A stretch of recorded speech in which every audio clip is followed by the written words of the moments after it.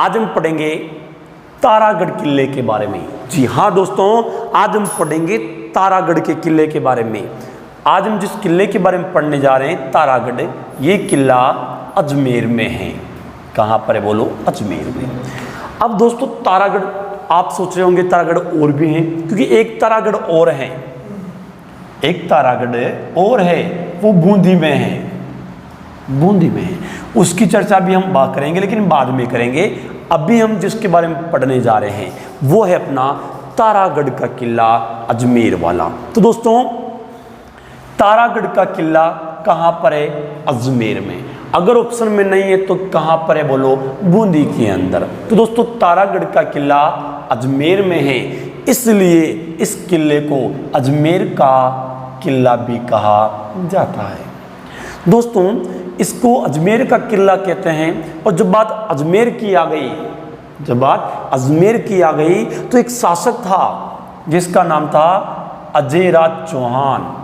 अजय राज चौहान। दोस्तों इसी अजय राज चौहान ने अजमेर शहर की स्थापना लगभग 1113 के समथिंग अजमेर शहर की स्थापना की थी। दोस्तों इसी ने अजय राज चौहान ने 1113 ईस्वी में अजमेर शहर को बसाया और बसाने के बाद अजमेर में एक किला बनाया जिसका नाम क्या है? तारागढ़ का किला। तो हम कह सकते हैं कि इस किले का निर्माण किसने करवाया था? अजय राज चौहान ने करवाया था। दोस्तों जो तारागढ़ का किला है, इस किले को अजमेर का किला कहते हैं और अजमेर में है, इस वजह से इसे अजय मेरूगढ़ भी कहा जाता है। चूंकि इसका निर्माण करवाया था अजय राज चौहान ने अजमेर में, और ये किला दोस्तों एक पहाड़ी पर बना है। उस पहाड़ी का नाम है बिठली पहाड़ी। बिठली पहाड़ी।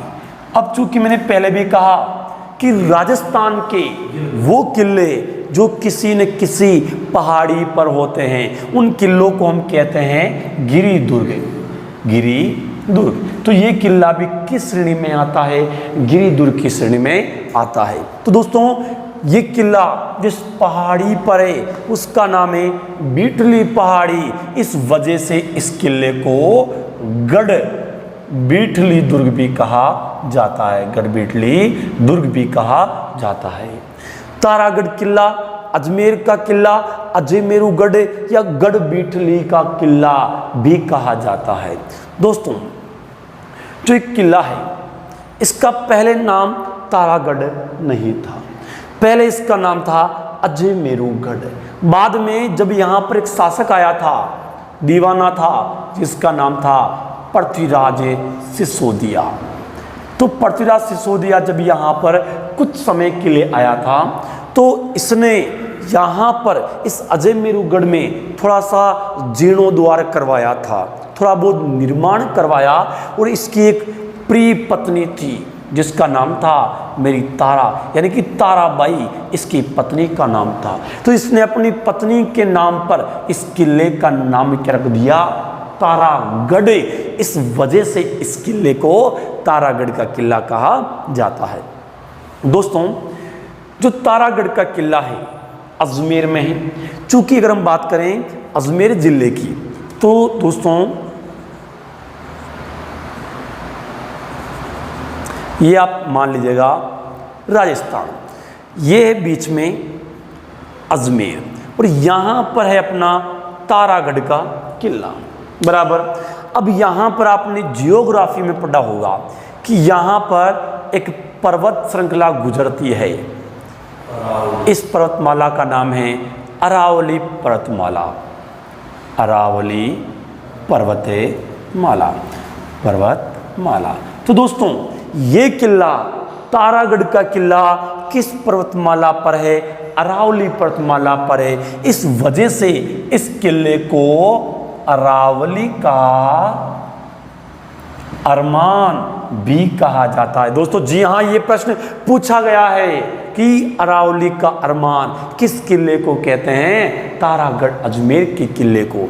चूंकि दोस्तों ये किला बीच में है, राजस्थान के मध्य में है, इसलिए इस किले को राजस्थान का हृदय भी कहते हैं, राजस्थान का हृदय भी कहा जाता है। और एक इतिहासकार था जिसका नाम था बिशप हेबर। इस बिशप हेबर ने इस किले को नाम दिया था राजस्थान का जिब्राल्टर। राजस्थान का जिब्राल्टर, ये किसने कहा था? बिशप हेबर ने। दोस्तों, इस किले के उपनाम बहुत इंपॉर्टेंट है कि राजस्थान का हृदय किस किले को कहते हैं, राजस्थान का जिब्राल्टर किस किले को कहते हैं, गढ़बीटली किसको कहते हैं? तारागढ़ के किले को कहते हैं। दोस्तों, यहाँ पर दर्शनीय स्थल के रूप में सबसे प्रिय घोड़े की मज़ार बनी है। सबसे प्रिय घोड़े की मज़ार किस किले में बनी है? तारागढ़ के किले में, जो कहाँ पर है बोलो? अजमेर में है। दोस्तों, इस किले को, तारागढ़ के किले को राजपूताने की कुंजी भी कहते हैं या राजस्थान की कुंजी भी कहा